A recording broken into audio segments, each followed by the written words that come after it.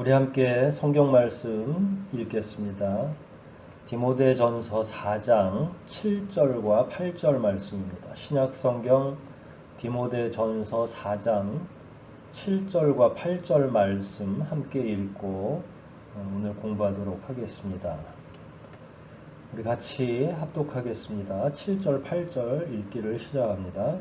하나님을 모독하는 무가치한 신화를 버리고 경건한 사람이 되도록 훈련하시오. 육체의 훈련은 약간의 유익이 있으나 경건은 모든 일에 유익이 있으며 이 세상에서의 삶뿐만 아니라 저 세상에서의 영원한 생명까지 약속해 줍니다. 아멘.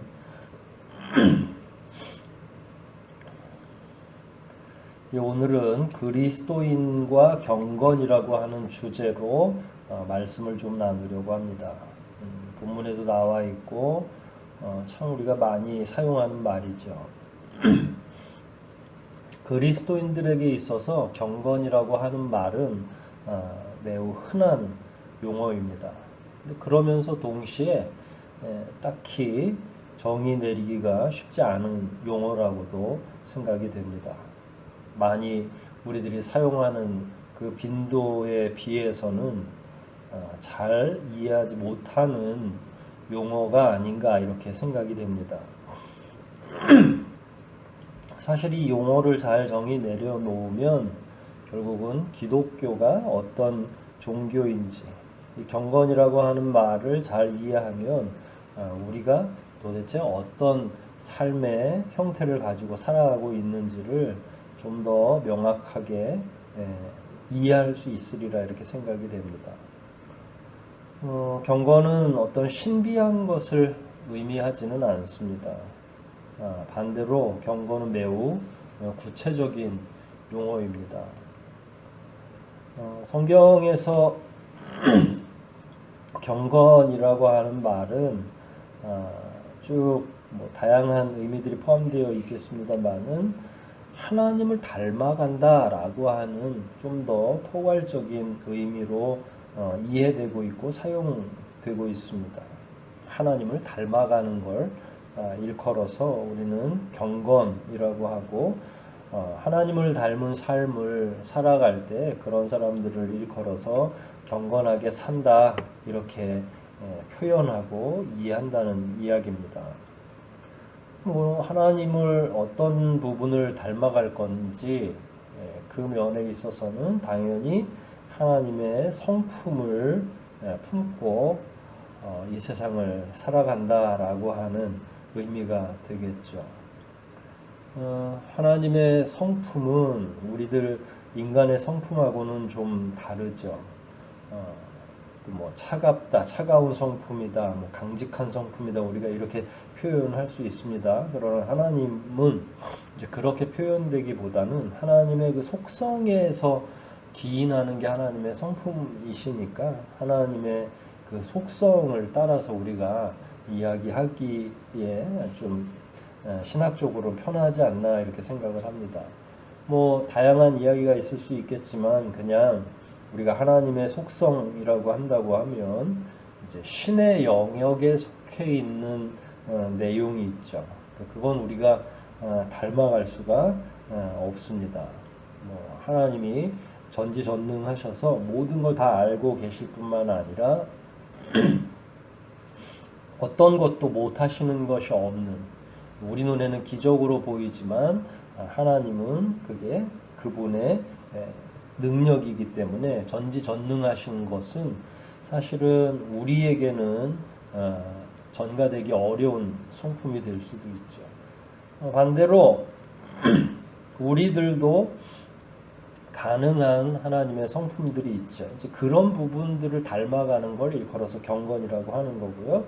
그럴 때 하나님의 속성 가운데 우리도 닮아갈 수 있다라고 하는 말씀은 결국은 하나님 안에 공유적인 속성도 있구나. 인생들이 충분히 닮아갈 수 있는 그런 속성도 하나님이 가지고 계시는구나. 예를 들어서 이웃을 사랑하는 것, 이런 것, 사람을 사랑해 주시는 것, 이 사랑이라고 하는 건 우리 입장에서 본다고 하면 그야말로 우리와 동일하게 생긴 사람들을 사랑하는 것이니까 되게 우리에게서 이게 드러난 것처럼 우리에게 원래부터 있었던 것처럼 이렇게 생각을 하지만 실제로 인간들의 그 본성 안에는 사랑보다는 사람들을 더 반목하고 갈등하고 미워하는 면들이 훨씬 더 강한 본성으로 자리하고 있죠. 그럼 우리는 누굴 닮아서 사람들을 사랑할 수 있습니까?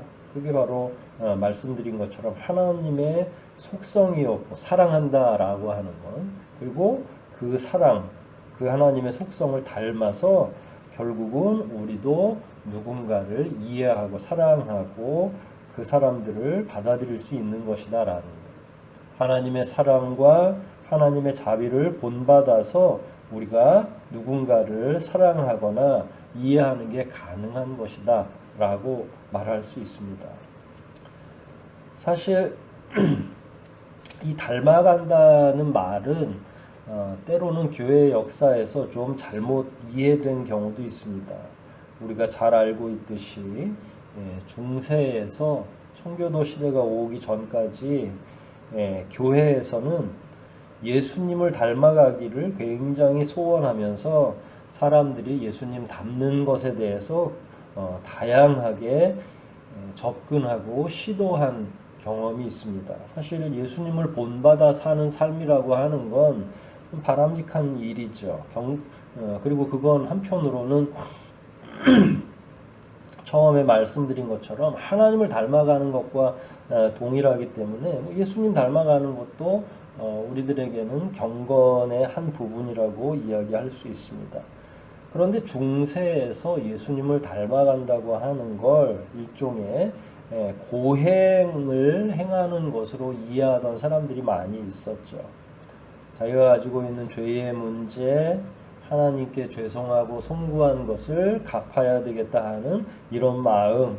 그러니까 예수 그리스도를 본받는 게 경건인 건 맞는데 이제 예수 그리스도가 우리를 위해 돌아가시고 십자가 때문에 고난을 당하셨고 이런 내용들을 생각할 때에 결국은 예수님을 닮아가는 고행을 좀 닮아가는 게 필요하지 않겠나 사람들이 이렇게 생각을 한 거죠. 그래서 심한 경우에는 사람들이 특히 이제 목회자들이 많이 했는데 무릎으로 기어 다녀가지고 무릎에 피가 늘 맺혀 있는 그런 경우도 종종 있었죠. 성당이 높은 곳에 위치해 있으면 계단으로 올라가야 되는데 이제 무릎으로 발로 이렇게 똑똑하게 서서 올라가는 게 아니라 무릎을 꿇고 무릎으로 기어서 그 성당 앞으로 기어 올라가는 걸 일종의 예수님을 닮는 행위라고 생각을 하고 있었던 거죠. 오늘날에는 당연히 사라졌죠. 그건 고행의 체험이라고 하는 건 뭐 우리가 한편으로는 해볼 수는 있는 거지만 그렇게 해가지고는 뭐 구원이 이루어지거나 그 자체를 경건이라고 성경에서는 혹은 하나님께서 말씀하신 적이 없죠. 결국은 그런 걸 과거에는 마치 경건의 한 모양인 것처럼 이해했고 그런 걸 통해서 본인들이 하나님을 닮아갈 수 있다라고 생각했었죠. 완전하게 잘못된 생각이죠. 근데 이런 과정을 놓고 유추해 볼 때 결국은 경건에 대한 정의뿐만 아니라 성경을 해석하는 문제에 있어서도 궁극적으로는 결국 그 사람이 살고 있는 당시의 시대상을 반영할 수밖에 없다. 그러니까 경건에 대한 정의 자체도 오늘날에 내려지는 경건이라고 하는 말의 정의와 과거 중세시대 때의 경건이라고 하는 말의 의미는 같지 않다. 과거에는 방금 전에 말씀드린 것처럼 막 고행을 스스로가 함으로써 그걸 경건이라고 이해하는 경우도 있지만 오늘날엔 그렇게 생각하지 않죠. 오늘날은 그러면 어떻게 살아가는 걸 어떤 삶의 형태를 경건한 삶이라고 이야기할 수 있습니까? 사실 모두에서 질문했던 것처럼 쉽지 않죠. 어떤 면에서는 중세가 편했는지도 모르겠습니다. 중세처럼 차라리 아예 삶의 방식이나 형태에 선이 명확하게 그어져 있으면 사람들 입장에서는 편할 수 있죠. 해야 되는 일, 할 수 있는 일이 완전하게 정리되어 있고 해서는 안 되는 일, 또 생각도 하면 안 되는 그런 일들이 구분이 돼 있죠. 흑과 백으로 명확하게 구분할 수 있어서 오히려 우리가 봤을 때는 참 미신적인 면도 있고 맞지 않는 부분이 있지만 신자들 입장에서는 명백하게 구분되어 있는 게 편할 수도 있죠. 하지만 오늘날에는 이런 모든 것들이 혼재되어 있습니다. 교회와 세상이 함께 공존하고 있을 뿐만 아니라 이런 내용들을 한마디로 정의 내리기가 쉽지가 않죠. 그래서 오늘날 그리스도인들은 정말로 경건하게 사는 게 뭔지를 잘 이해하지 못하고 있습니다. 특별히 과거에는 행위 중심의 구원론도 있었고 행위로 자기의 경건을 드러내려고 하는 알량함이 있었지만 이 시대에는 아예 그런 것조차도 살피기가 어려운 그런 이상한 조류가 지나가고 있는 것 같아서 저도 개인적으로 과연 이 시대에는 경건을 뭐라고 사람들이 생각하고 살까가 궁금하기는 합니다. 근데 그 어떤 것보다 중요한 건 경건, 특히 그리스도인들의 경건이라는 면에서 가장 중요한 건 저는 내면적인 태도라고 생각을 합니다. 우리가 어떤 마음을 품고 있고 어떤 마음 자세로 이 세상을 살아가야 되는지 그게 경건에 있어서는 가장 핵심적인 문제라는 거죠.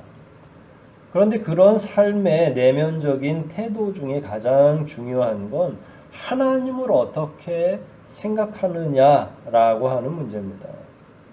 하나님을 두려워하고 있는지 우리의 마음가짐이 하나님을 뵙거나 하나님을 묵상할 때 어떻게 변하고 있는지 어떤 생각으로 우리가 하나님을 대하고 있는지가 경건에 있어서 그리스도인들의 경건이라는 문제에 있어서는 제일 중요한 첫 번째 걸음이라고 생각을 합니다.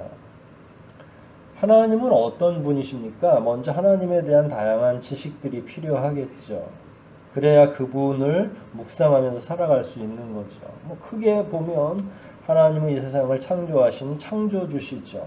그게 처음이라면 마지막에는 심판주, 심판의 주님이라고 우리가 생각할 수 있죠. 그걸 제대로 인식하고 살아가는 것, 그게 어떻게 보면 쉬운 의미로 본다면 그게 경건한 삶이다, 경건이다 라는 거예요. 그러나 우리가 하나님은 창조주시고 심판주이다 이렇게만 말씀을 드릴 수는 없죠. 사실 하나님의 성품과 관련해서 하나님의 속성과 관련해서 더 들어가게 되면 그처럼 간단해지지가 않죠. 특히 하나님께서는 두려운 분이시긴 하죠. 하지만 그렇다고 해서 하나님이 이 세상에 있는 모든 사람들을 심판만을 목적으로 살피고 계시는 분은 아니에요. 하나님의 최종 목적, 인간들을 향해서 가지고 계신 하나님의 최종적인 목적은 사실은 구원이 가장 최종적인 목적이죠. 그래서 미리 말씀드린 것처럼 하나님이 심판의 주님이시다라고 할 때에는 사실 두려움의 대상이기도 하죠. 하나님이 우리에게 있어서는 심판주이시기 때문에 두려움의 대상이 될 수도 있다는 이야기입니다. 그러나 한편으로는 하나님이 심판만을 목적으로 하고 있지 않고 오히려 심판은 하나의 과정이라고 하면 최종적으로는 여기 우리 한 사람 한 사람뿐만 아니라 모든 사람들을 다 구원하는 게 하나님의 목적이었죠. 그렇다고 하면 구원이 목적이라고 한다면 하나님은 두려운 하나님이 아니라 오히려 사랑의 하나님이 되실 수 있는 거죠. 우리가 하나님을 안다는 건 이런 지식들을 고르게 잘 갖는 걸 의미합니다. 하나님을 한편으로는 절대적인 신으로서 하나님으로서 두려워하지만 동시에 지극히 우리가 사랑하는 그런 하나님으로 인식할 필요가 있는 거죠.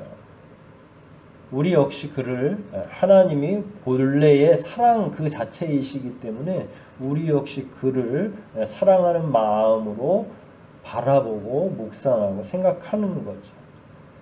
결국은 하나님을 두려워할 수도 있고 하나님을 사랑할 수도 있다는 말인데 이걸 일컬어서 우리는 경외한다라고 이야기합니다. 하나님을 향해서 두려움도 가지고 있고 사랑도 하는, 하나님을 어떻게 인식하느냐, 두려움의 대상이면서 동시에 모든 인류를 하나도 빠짐없이 사랑하고 계시는 분이다. 반대로 우리가 그분을 두려워할 수도 있고 사랑할 수도 있다. 이런 생각이 그분을 경외한다는 것이고, 하나님의 속성을 알아가고 그걸 익혀간다는 게 바로 그런 속성 하나하나를 이해하고 우리 삶 속에서 그분의 속성을 그대로 표현하면서 살아가는 걸 경건한 삶이라고 생각할 수 있습니다. 그리고 이런 것들을 하나님 앞에서 우리가 의식하면서 사는 것, 하나님은 두려운 분이십니다, 하나님은 사랑이십니다 라고 하는 걸 명백하게 의식하고, 뿐만 아니라 우리가 하나님 앞에서 지금 현재 우리와 함께 계신다라고 하는 것, 하나님 앞에서 산다는 의식, 그리고 하나님이 우리와 함께 하신다는 의식, 이걸 보통 우리는 칼빈주의에서 신전의식이라고 하죠. 하나님 앞에, 하나님의 앞에 우리가 있고 동시에 하나님이 우리와 함께 살아가고 계시고, 그러니까 두세 사람이 모인 곳에 내가 너희와 함께 하리라 하셨던 그 약속이 그대로 우리에게 믿어지는 거죠. 그걸 일컬어서 신전의식이라고 하는 거고, 그런 의식 가운데 살아야만 하나님이 어떤 분이신지도 알고 우리가 하나님과 함께 살아간다고 하는 의식을 가지고 있을 때에 사실은 제일 경건한 삶의 기초가 놓여진다, 이렇게 생각이 됩니다. 하지만 하나님이 우리와 함께 하신다, 혹은 우리가 그 앞에서 살고 있다라고 하는 신전의식은 오늘날에는 사실은 희미하기 그저 없습니다. 오늘날의 가장 신앙인들의 큰 위험은, 신앙인들이 경험하고 있는 가장 큰 위험 중에 하나는 하나님에 대한 의식 혹은 하나님에 대한 인식이 별로 없다는 거예요. 분명히 하나님을 믿는다고 이야기하면서도 실제로 자기 삶 속에서는 하나님을 모시면서 살지는 않는 거죠. 진짜로 우리가 하나님을 모시고 산다면 우리 삶 속에서 적절한 두려움도 있고 하나님을 사랑하는 마음도 가지고 살아갈 겁니다. 하지만 우리가 입술로는 하나님을 믿고 있고 하나님을 모시며 산다고 이야기하면서도 실제로 삶의 현장을 보면 하나님 없이 사는 사람들이 태반입니다. 말로는 하나님을 믿는다고 하고 하나님을 모시면서 살고 있다고 이야기하지만 이런 내용들이 그 사람의 마음속에 영 안에서 정리되지 않아요. 그래서 하나님 앞에서 살 때는 사실은 보이지 않는 긴장이 있죠. 왜냐하면 온 우주 만물을 창조하셨고 우리를 심판하시는 하나님이 내 바로 앞에 계시는데, 위대하신 하나님께서 내 바로 앞에 계시는데 우리가 마음대로 설치면서 살아갈 수는 없잖아요. 그런데 우리의 삶을 이렇게 돌이켜보면 자기 앞에 무서운 분이 계시다고 생각하며 사는 것 같지 않다는 이야기입니다. 이 사람들은 도대체 하나님이 계시다고 생각하는 건지라고 의문을 가질 정도로 너무 방종을 하면서 살아가고 있다라는 것. 이런 하나님에 대한 의식도 없고 하나님을 모시고 살지 않는다면 그건 경건한 삶이 불가능한 거죠. 하나님에 대한 인식이 명확히 있어야 삶을 더 조심하고 두려운 분 앞이라는 사실을 기본적으로 이해하고 있어야 경거망동하지 않으면서 하나님의 말씀대로 살아갈 텐데, 그와 같은 일들이 불가능하다는 거예요. 왜냐하면 하나님에 대한 인식도 별로 바로 서 있지 않고 하나님 앞에서 산다고 하는 의식은 이슬리 만무하기 때문에 그렇습니다. 그러니까 오늘날 우리들은 교회도 잘 다니고 있고 큐티도 한다고 하고 또 하나님을 믿는다고 이야기하지만 한편으로는 삶의 그 내면을 들여다보면 그 사람 앞엔 도대체 두려운 하나님이 계신 것 같지 않을 때가 더 많다는 이야기입니다. 하나님에 대한 명확한 이해와 태도가 전제될 때 사실은 우리의 경건한 삶에 가장 중요하고 기초적인 토대가 놓인다고 저는 생각을 합니다. 하지만 하나님에 대한 명확한 이해가 없다면, 그리고 하나님과 함께 지금 살아가고 있다는 생각이 없다면 그 사람은 경건한 삶을 살아가기가 어렵죠. 왜냐하면 겉으로는 그렇게 표현할지 모릅니다만은 내면적으로 그걸 인정하거나 이해하려고 하지 않기 때문에 결국 자기 마음대로 자기의 먹고 마시는 문제만을 위해서 살아가고 있기 때문에 그 사람은 경건한 삶을 산다고 할 수가 없죠. 하나님에 대한 마음의 정리, 하나님을 명확하게 그래서 인식하고 의식하며 살아가는 것, 이게 어떻게 보면 경건의 삶에 있어서 가장 중요한 내용이고 가장 기초적인 내용이라고 할 수 있습니다. 하나님에 대한 명확한 이해와 기초가 잘 정리되어 있다면 그 다음에는 사람에 대한 태도입니다. 우리가 어떤 태도, 어떤 마음가짐을 가지고 다른 이웃들, 가깝게는 가족을 대하느냐에 따라서 그 사람이 경건한 사람인지 아닌지를 알 수 있습니다. 다른 사람을 평가하고 판단하기 전에 우리 스스로를 한번 말씀을 새기면서 생각해 보면 될 것입니다. 내가 경건한 사람인지 아닌지를 단번에 알 수 있습니다. 경건하다는 말을 좀 더 다르게 표현한다면 하나님 말씀대로 살아가는 하나님의 말씀을 준수하면서 살아가는 것을 경건하다고 이야기할 수 있겠죠. 우리도 모두 다 잘 알고 있는 내용입니다. 하나님 말씀을 전체적으로 다 요약하면, 율법을 요약하면 두 가지 내용으로 함축할 수 있다고 하죠. 첫째는 하나님을 사랑하는 것, 두 번째로는 이웃을 내 몸처럼 사랑하는 것.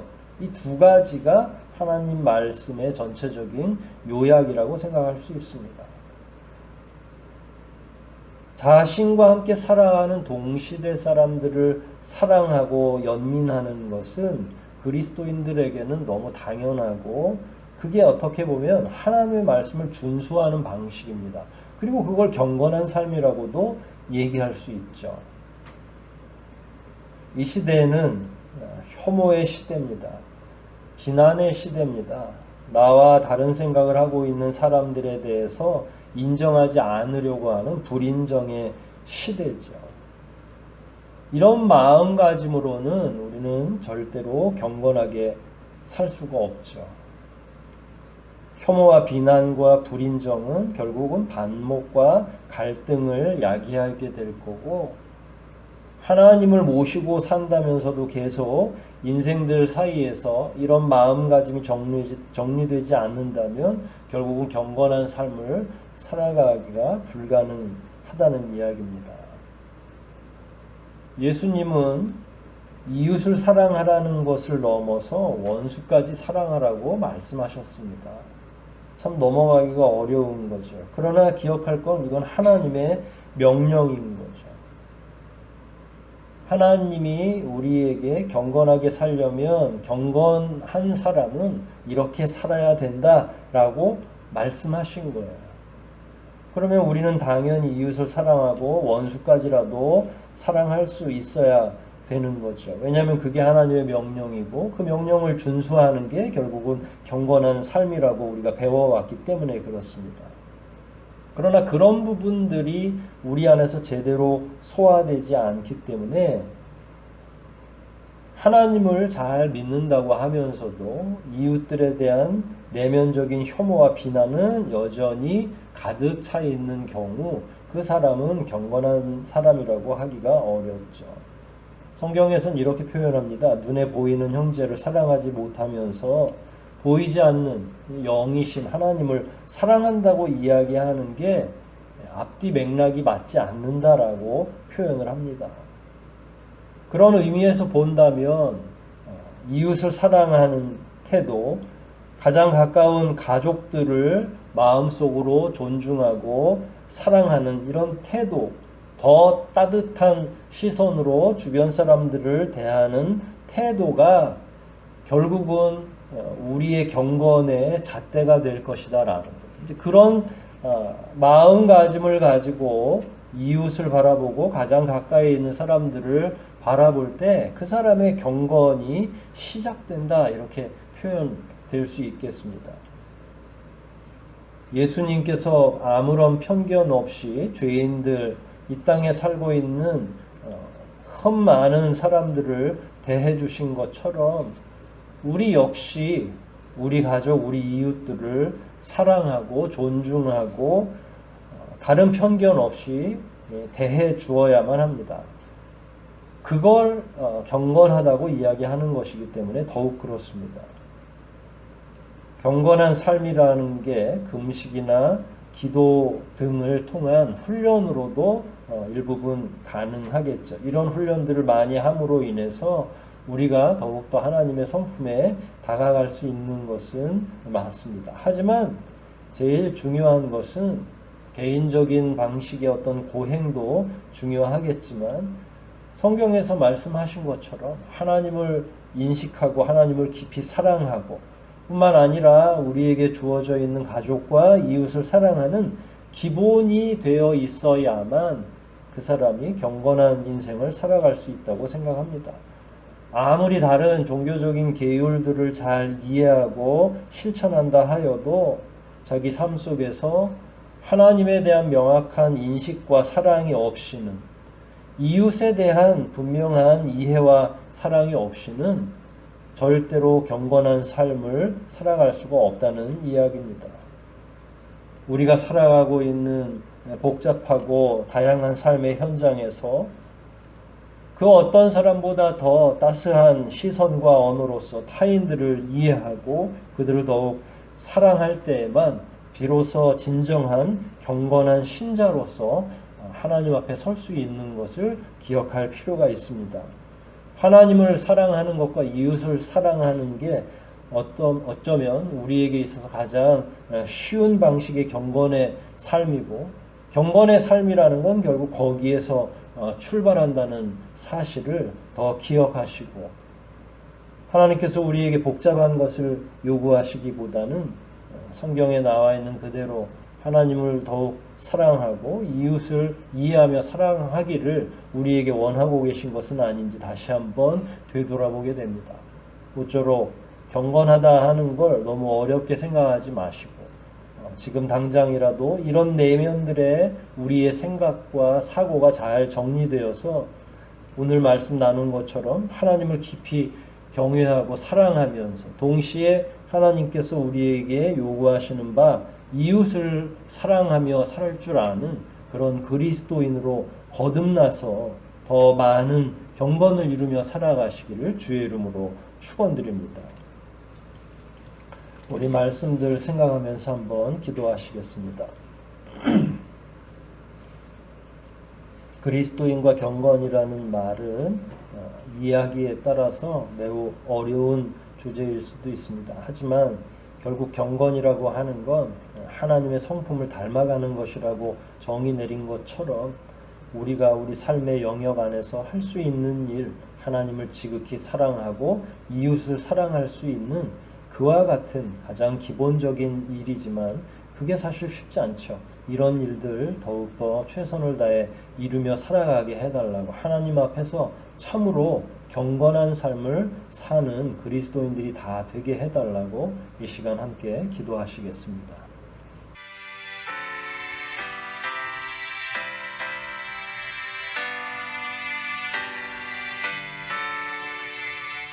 하나님 아버지 감사합니다.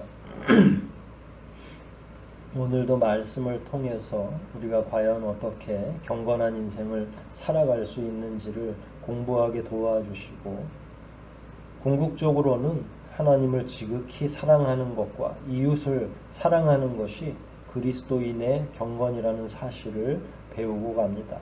저희들이 오늘 함께 익힌 이 말씀을 잘 기억하여 우리 삶 속에서 하나님을 온전히 인정하고 하나님을 의식하며 살아가게 도와주실 뿐만 아니라 우리의 삶의 현장에서 만나는 수많은 사람들, 그 사람들과 더불어서 살아갈 때에 더 많은 품을 내어주며 그 사람들을 마음에 품고 깊이 사랑하며 살아갈 수 있는 저희가 되도록, 특별히 경건하게 우리 평생을 살아낼 수 있도록 늘 도우시고 인도하여 주시옵소서.